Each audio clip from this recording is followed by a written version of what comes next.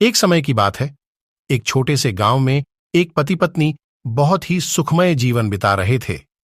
पति का नाम राजेश और पत्नी का नाम मीना था। वे दोनों बहुत ही प्यार से जुड़े थे और एक दूसरे के साथ हर खुशी दुख में साथ थे। मीना की सहेली का नाम सुषमा था। वह भी एक सुखमय जीवन बिता रही थी, लेकिन उसकी एक बड़ी समस्या थी। वह अपने पति के साथ खुश नहीं थी। उसके पति का नाम अनुराग था और उनके बीच का संबंध दिन पर दिन बिगड़ रहा था। सुषमा की चिंता मीना को दिन प्रतिदिन बढ़ रही थी।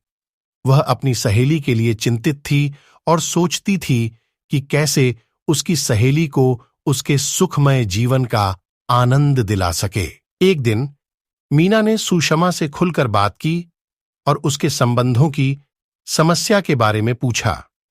सुषमा ने बताया कि उनके पति और वह अब एक दूसरे के साथ वक्त बिताने में दुखी हैं और उनके बीच की मित्रता गायब हो गई है।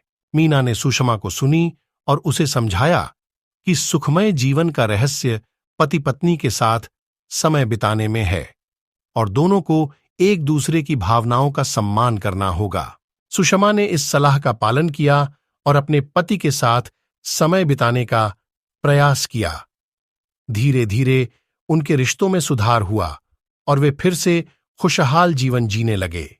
इस कहानी से हमें यह सीखने को मिलता है कि सच्ची मित्रता और सुखमय जीवन का राज एक दूसरे के साथ समय बिताने में है और भावनाओं का सम्मान करना बहुत महत्वपूर्ण है।